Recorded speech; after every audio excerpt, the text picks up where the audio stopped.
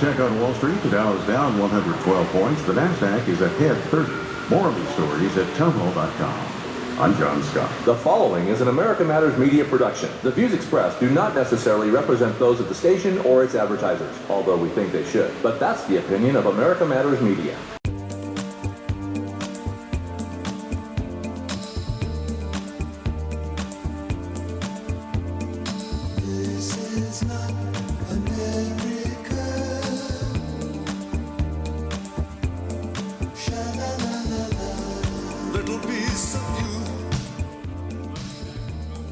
Hello and welcome back to Talking Truth to Power, Nevada's Freedom Talk Radio.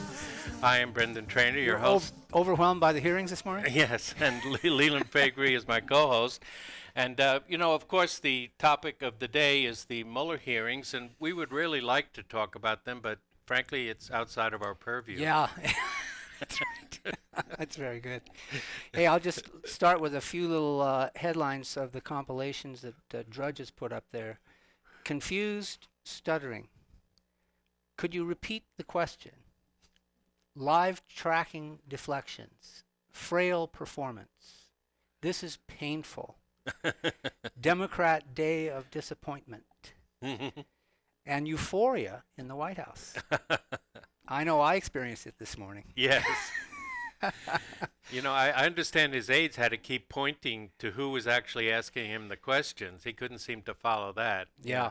Oh, yeah. He looked old and disassociated from his own report, actually. And, we were discussing this in our pre-show prep a little bit, that perhaps there is a geriatric physical disability revealed here this morning that, I don't know, maybe most are unaware of.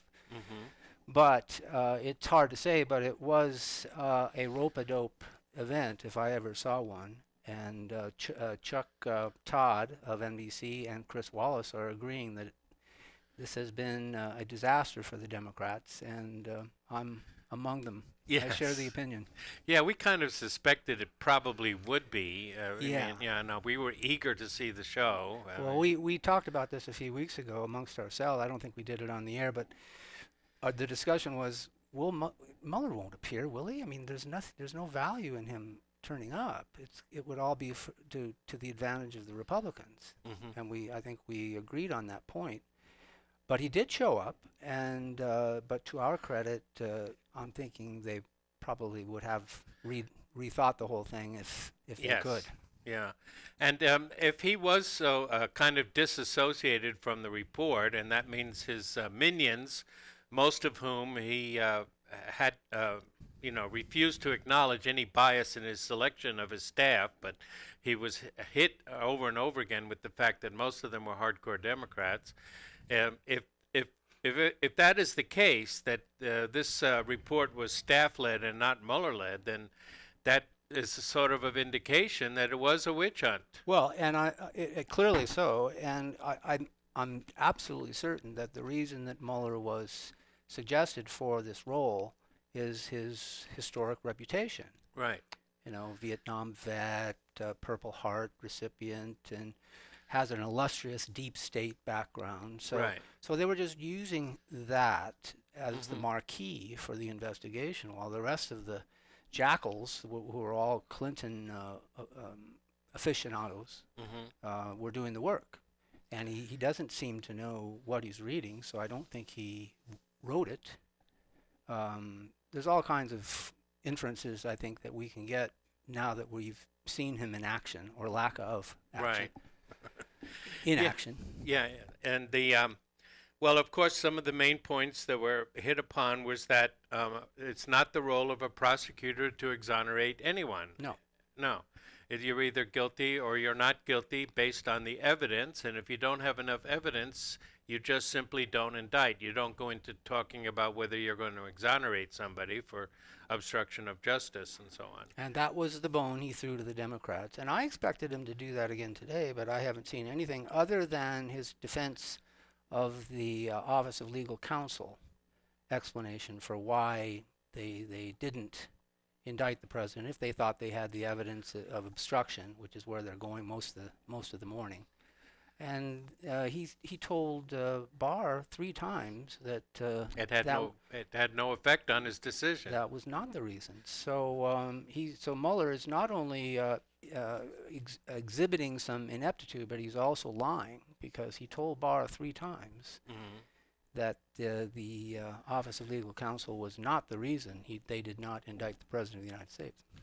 Yes, and I'm eager. I have the DVR on the second part of his under that genius of our House Intelligence Chairman Adam Schiff, who was totally in the pocket of the Ukrainians, and that's where he gets a lot of his campaign contributions, appealing to the Ukrainian right. But even though he's a Democrat, but it's going to be interesting, because I'm primarily interested in seeing what the Republicans do about the genesis of the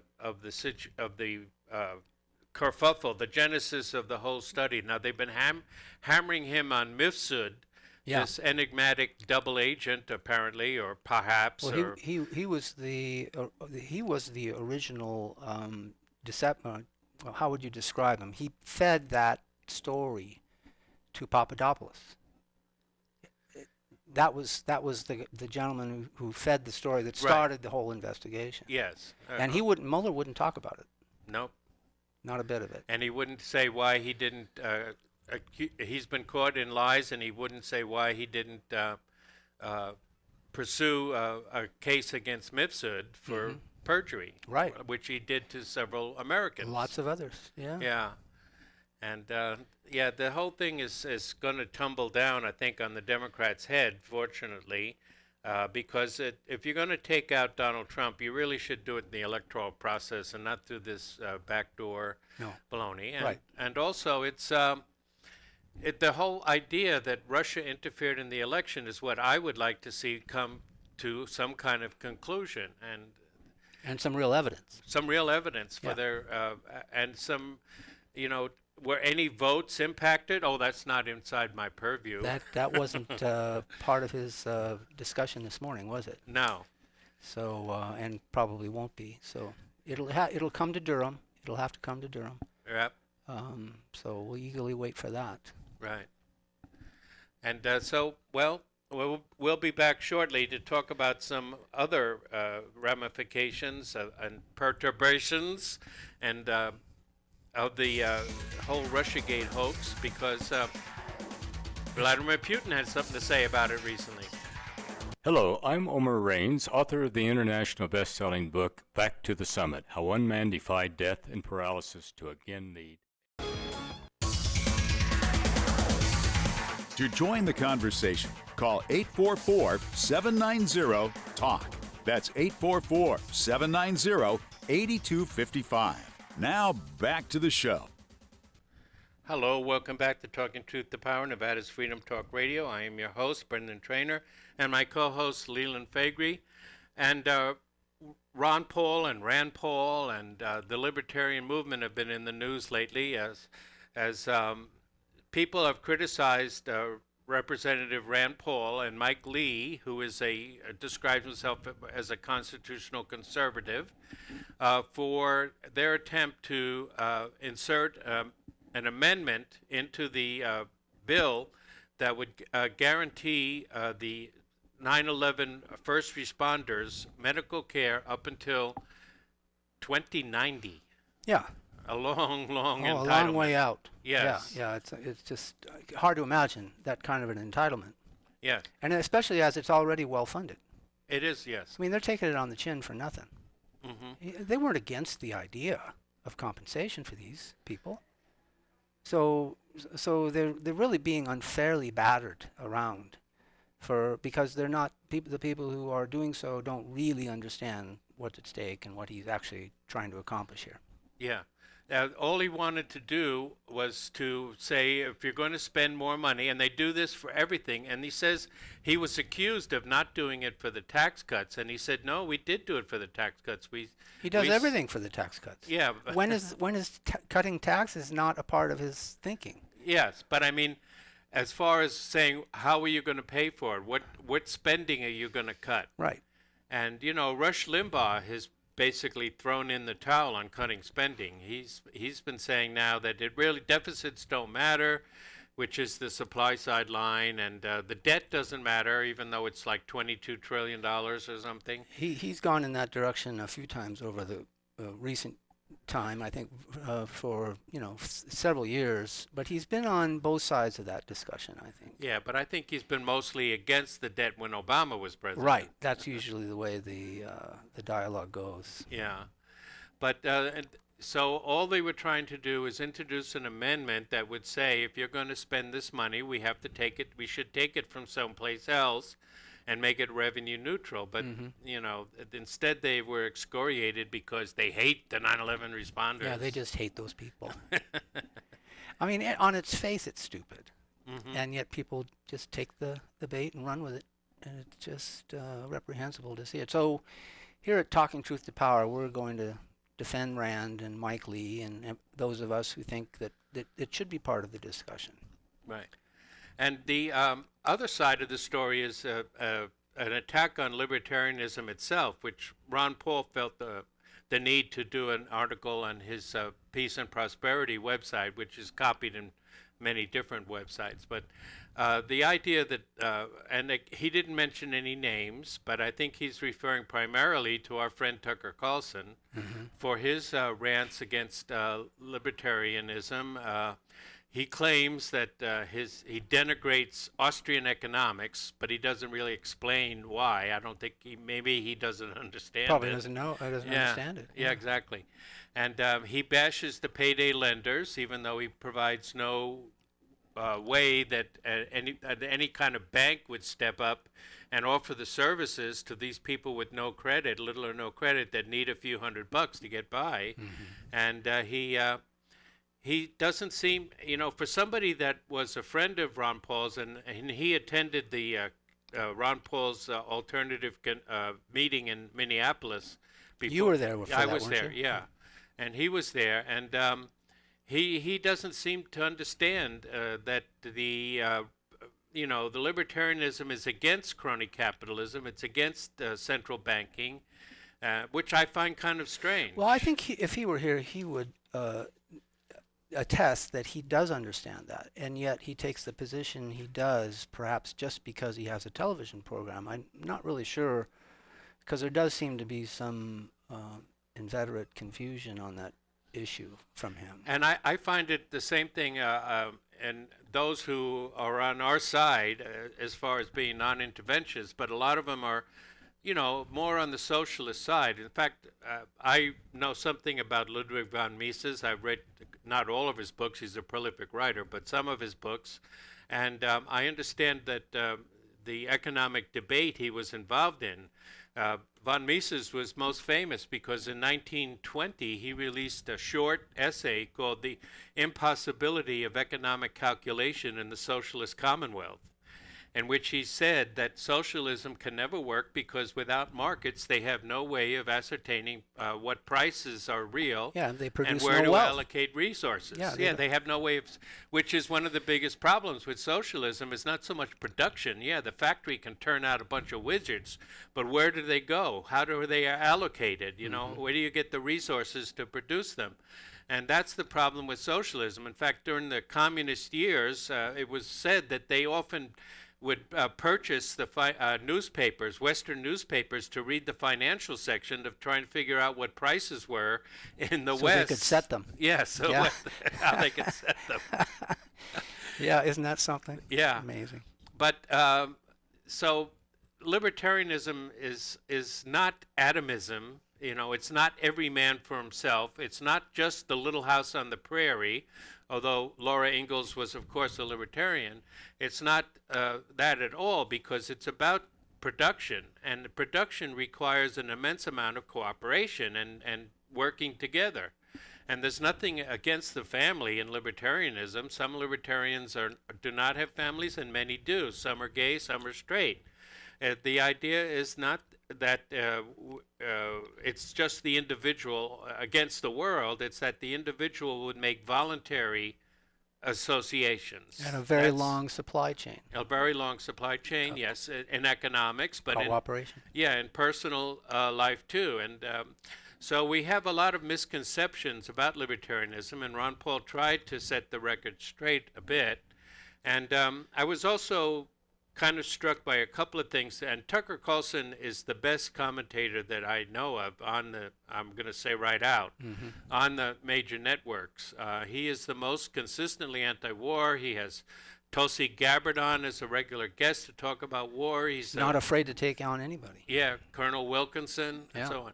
Anybody except maybe the Jews. Well, because he had a, I think Tucker is, like everybody else, is a little bit Give me a minute, afraid. I'm going to call in security real quick. Because well, yeah, I mean, because he had a guest on, and they were talking about the wars and those who favor wars, and Tucker was saying how all these people like Bill Kristol and all the rest of them keep making mistakes and keep getting us into no-win wars, and we keep losing, and they keep getting promoted up. And then he started asking what motivates these people, and his answer was power. I think power motivates them, you know. And well, I think that's the end result. I mean, he's gone after Max Boot. I mean, he's not afraid to go after neocons, you know, wherever they are. You know, he'll dig them up just to put them on the show. Yeah, exactly. And I applaud him for that. But the thing is, neocon and Israel are synonymous. Yeah, they are. They're inseparable historically. Yes, and everything that and Trotsky. Yeah, and it's sort of a weird Trotskyist Zionism that they do. Yeah, I mean, I saw who was it recently that championed China's economic model. I guess by logical extension, also their political model. As it was Friedman. It was Tom Friedman from the New York Times. Oh yeah. Yeah, I mean, he's fond of that. That's where we should go. Yeah, I don't know. And they're not even ashamed to say it. Yeah, well, you know, there were a lot of Democrats on the left talking about Japan in the same glowing terms in the 80s, that Japan was the way to go. It just means they want government management of the economy. Mercantilist. Yeah, thinking, exactly. Yeah. But to get back to Israel, I mean, the whole raison d'etre is for the good and the glory of Israel. And that is what motivates the neocons and always has. The war in Iraq was meant to help Israel by just destroying what Israel now considers their most potent enemy is Islamism. It's not Saudi Arabia. Their most enemy is secular dictators or secular threats that are opposed to what they're doing to the Palestinians and opposed to their hegemony, with the exception of Iran, which is a big exception because Iran is definitely an Islamic state. And they were of the Jewish proportion of neoconservatives who addressed the Iraq War. They were all positive that this thing was going to turn out brilliant. Oh yeah, it was going to be a cakewalk. Oh, it was would be greeted as liberators. Yeah, right. Well, you know, that did work for the first week or two. I mean, they toppled the statues. You saw Saddam going down there. Yeah, and everything. But then, of course, the resistance grew, and you can't occupy another country, no matter how benevolent you think you are. You're going to be regarded as an outsider. Well, you know, the military preparedness was clearly there, but they had no immediate plan to secure the victory. Right. I mean, it was just a disaster. I think PBS did a great special on this and how the Bush administration completely dropped the ball in the first few weeks after the successful war effort, military effort. Well, shutting the Ba'athist generals out and shutting out the whole Ba'athist culture from any kind of post-war right. Is what really did it, because then they all turned to help the insurgents, and you know, and it just opened up the wounds. The birthplace of ISIS and Islamic terror. Yeah, helped along by our allies. Yep. Unintended consequences. Or maybe intended. Well, I could make a case for that. Yeah. Yeah. So at any rate, that's where we are, and you know, we have to start talking truth to power about Israel and about things that we're not very comfortable with, and we try to do that here on the show. And So we'll keep this up after the break, but join us on our Talking Truth to Power Facebook page. Think you've tried every cool bar and restaurant in town? Think again. Abel Del Real invites you to the real deal. Baba's Eats and Ales. Baba's family atmosphere has the coolest sports bar touch, perfect. Hey, it's Shane Whitecloud with Boone Cutler for American Warfighter Radio. Information on the warfighter's perspective today from 1 to 3. Are you shy and don't want to talk on the air? Text us your questions or comments to 775-237-2266. Now back to the show. Hello, welcome back, Talking Truth to Power, and I'm Brendan Trainor, my co-host Leland Faegre, and it's time to give a shout-out to our primary sponsor, our Reno Computer Services. They are Reno's premier computer repair, malware removal, and data recovery service. They perform routine maintenance and virus and malware removal and a preventive approach that delivers reliable, consistent, and secure PC performance. Call them now at 775-737-4400 or get them on the web at www.renocomputerservices.com. Well, also in the news is that Great Britain has finally chosen their new leader, and that is Boris Johnson. And one of the pundits, I said, well, the Ukraine elected a comedian and Great Britain has just elected a clown. Because he is sort of a larger-than-life figure, and a lot of it is kind of buffoonish when you think about it. But the comparisons to Trump are real as well. Yeah. I mean, he is very populist in his approach to his profession, because that's effectively what he's been doing for years. And he is quite funny and engaging. I mean, I tuned into his acceptance speech. Oh, did you? I didn't. I missed it. Because I've been following this guy, and it's a pretty interesting story. He was born here in America. His name is actually Alexander Boris de Pfeffel Johnson. There's a mouthful, huh? Yes. Quite something. And, well, he also has a reputation which we would cherish here and applaud as being a non-interventionist. And we're going to see if that works out here, because his rival for the nomination, Jeremy Hunt, is the one that seized the Iranian oil tanker, possibly prodded on by our hero, John Bolton. And by his own efforts at securing the prime minister role. Appearing to be tough. But instead, all the Iranians did was seize a British tanker. And he doesn't look so tough anymore. No. No. And he may not find himself in the ministerial role in the UK government as a result of this. Yes. He didn't have initially nice things to say about Boris Johnson. I mean, we're going back several months, but it will be interesting to see whether he survives his selection for the ministerial roles that he's going to have to make. Yes. And it's interesting to see whether Johnson can actually get England, fulfill the mandate of the people and get England out of the EU. Well, it's a hard Brexit. I think that's what he's faced with. It's going to have to be a hard Brexit. That backstop thing is a difficult thing to overcome. That was Theresa May's, Waterloo? Yeah, for lack of a better word. I mean, she fell on the sword for that. But, the establishment at Chatham House set her up for that failure, because they don't want to see a Brexit happen. They're full of Remainers.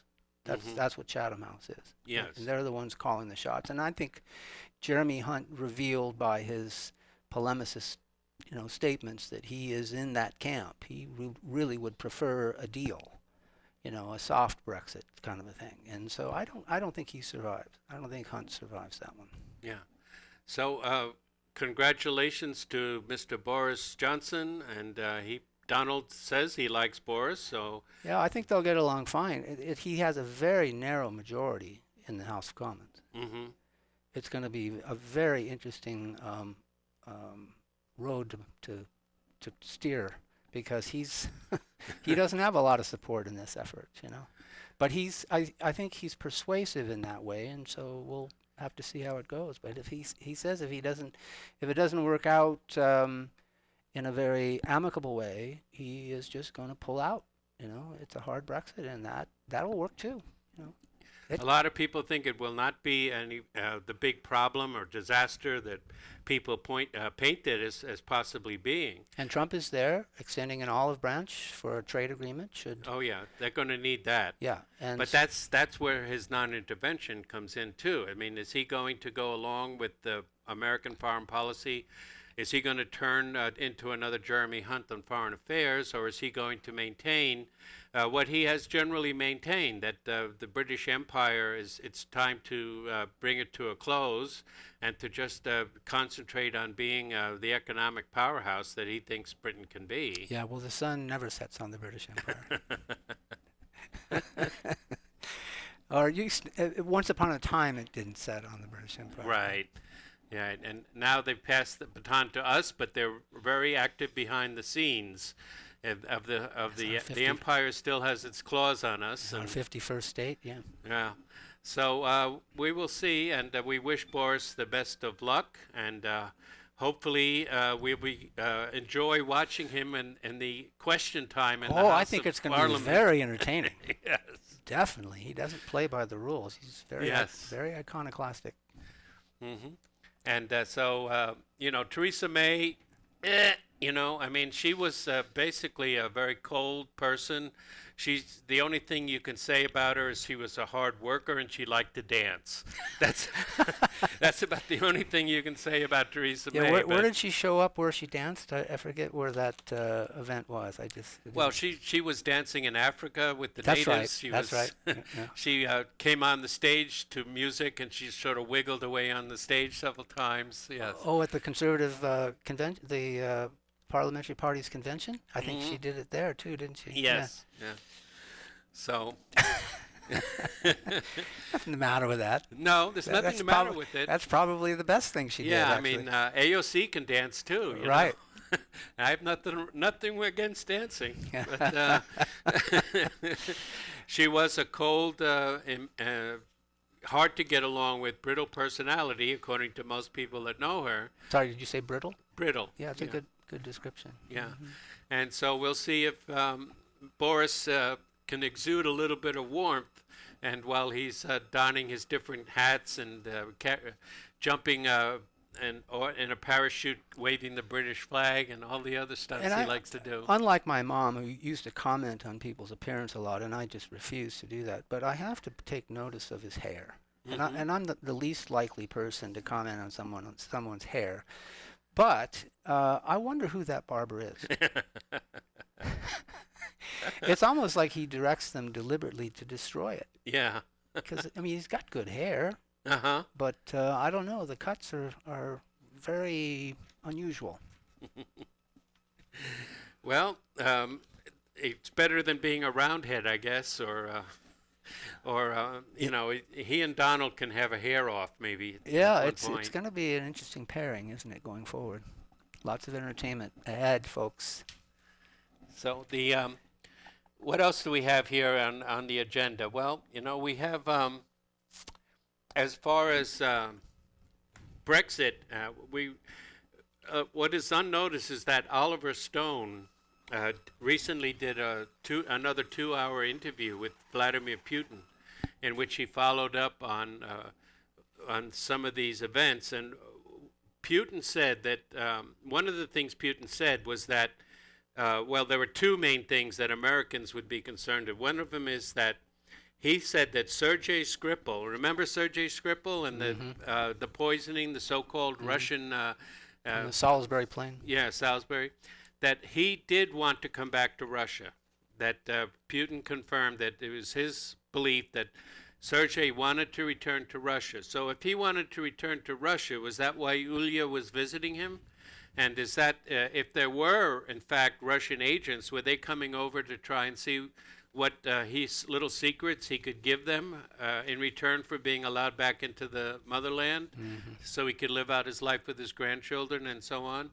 And what is not being told, and Mueller is not going to go there, believe me, is that is that the same Christopher Steele that wrote the dossier was his MI6 handler when he was a spy in Russia and operating out of Estonia. And this Pablo Miller figure, this mysterious figure, was his more direct, his hands-on handler, who just happened to live in Salisbury right near him. And this whole case is still quite baffling. It has been revealed. Remember, I don't know if you remember the original story, but Sergei was, supposedly they were sitting on a park bench when hours after they left their home and could have touched the poison that was left, the Novichok that was left on the doorknob, they got sick in the park. And we heard that Officer Bailey, heroic Officer Bailey, was the first responder. Since then, it's come out that the head nurse for the British, for Portsdown laboratories, the head nurse of the British Navy was also a first responder. Oh, wow. And her daughter even won a prize for it. Wow. So they were over there tending, in quotes, to the Scripples. Somebody's got to go. Yeah. And so we still haven't heard from Even Yulia. if it takes a long time to get there. We still haven't heard from Yulia, who has never been charged with a crime. I've heard reports that her apartment in Moscow is being sold by a third party, and the Russian government has never been allowed to meet with her, their own citizen. But be that as it may, we all know that Russia was behind it. This was Russia's killing Sergei, and made no sense whatsoever. No, I mean it made on its face it looks ridiculous. Yes, it does. So where the saga goes on, what did Sergei know? He was supposed to have been the person. He may have been the person that contacted Russians to get dirt on Trump for the Steele dossier. That is one speculation. But he definitely is taken out of the picture completely. And wasn't he already out of the picture? I mean, he was well on in years when this whole thing happened. Anyway, stay with us. Wow, you look fantastic. Where did you get that perfect tan? Oh, thank you. Element Tanning Studio. They're new and family owned. They really care. This is America Matters Media on AM 1180 KCKQ, a Lotus broadcast station. the power of radio since 1967. Want to expand your advertising dollar? Sponsor this or any America Matters program by calling 775-827-8900, extension 2. Now back to the show. Hello, welcome back to Talking Truth to Power. I am your host, Brendan Trainor, along with Leland Faegre, our cherished co-host. Wow. And we are talking here about different things. And, if it's not the Mueller investigation, if it's not Iran, everybody's talking about AOC plus 3. And we thought we might get a little bit of commentary here in the last part of the show on them. And one of the things that we can try to maybe present a little bit different perspective on some of the things that they've said. And one of the things that AOC has said herself is that we should abolish the Department of Homeland Security because we should take a close look at a lot of the things that George Bush did. And, actually... We're all for that. Yeah. Actually, yeah. You get no argument from us. No. I mean, we've been libertarians and small government types have been criticizing the Homeland Security establishment ever since it was announced. It's just another bureaucracy and overlaying the other bureaucracies, folding them into themselves and doubling the incompetence and level of distrust for what they're doing. Now, her main target in saying that may have been ICE. She would like to go back to the Immigration and Naturalization Service and get rid of ICE. But aside from that, I mean, look at all the other things that AOC has wrapped up in the Transportation Security Administration and the FEMA program, and with all its incompetence and overspending. I just think FEMA is an absolute disaster. Yes. I mean, why are we paying for Florida hurricanes here in California? I know. And why should Florida pay for California's earthquakes? Yes, it should be much more local. Absolutely, that's the federalist system the framers gave us. And besides, same with highways or any of that stuff. Yeah, what was Bush's famous quote? Heck of a job. What was the guy's name? Heck of a job for the former FEMA director. Oh, I remember the quote. Yeah. I don't remember the guy, but I remember the quote. And, all the trailers that were bought and never used, Yeah, right. And all the other, in fact, it was the Cajun Navy that did a much, much better job. Yes, they did. That's local people can do a much better job in previous hurricanes and disasters when we didn't have as much infrastructure that was able to withstand this type of weather. There are very few actual casualties now. There is property damage, but that's mainly because there's so many people that are living in these areas because of government subsidies to their insurance. Right, they don't have to pay for it, so they just stay there. They stay. It's the law of unintended consequences once again. And unless that changes, it will only get worse over the course of time. Mm-hmm.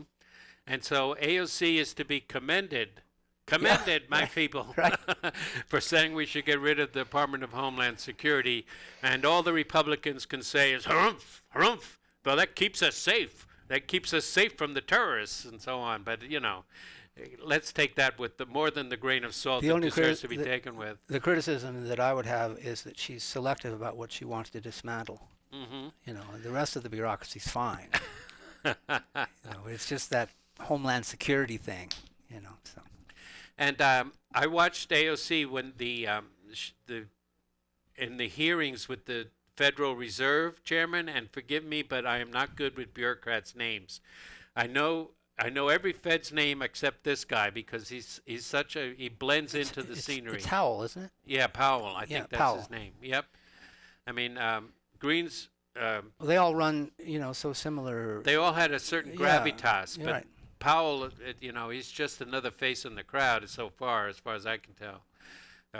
Gravitas of buffoonery, such as Helicopter Ben, Yeah.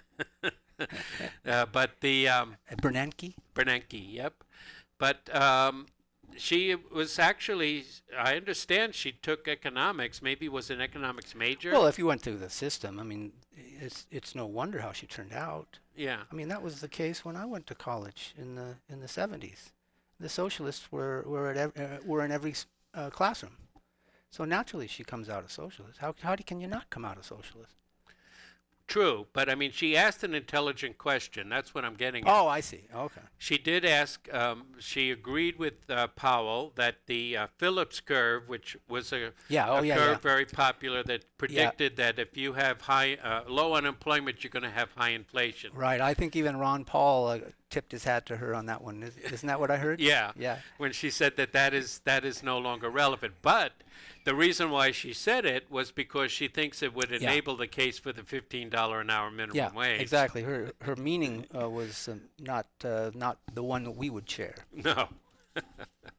So, and speaking of $15 minimum wage, now we have Ms. Tlaib wants to, one of the +3 congresswoman, she wants it to raise up the ante and say $20 Not an enough. hour. No.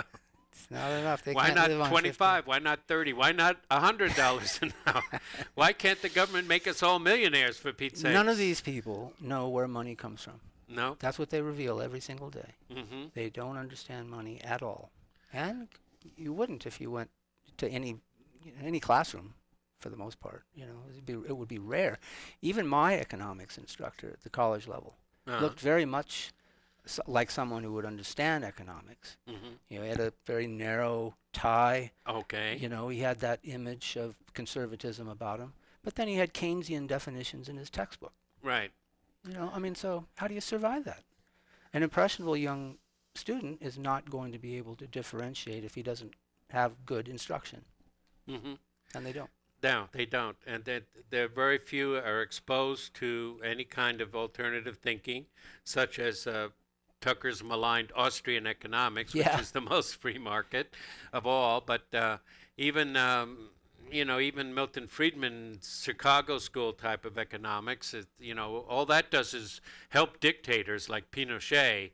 And, it's always the government that can do things. But as we saw with Senator Bernie Sanders' campaign, that the minimum wage just doesn't work. Well, and he got a real life economics lesson from his own behavior, which is really, really a fortunate event for all of us, for him especially, because he has to learn free market economics as a result of it, but also for all of us to see that his platform is just ridiculous on its face.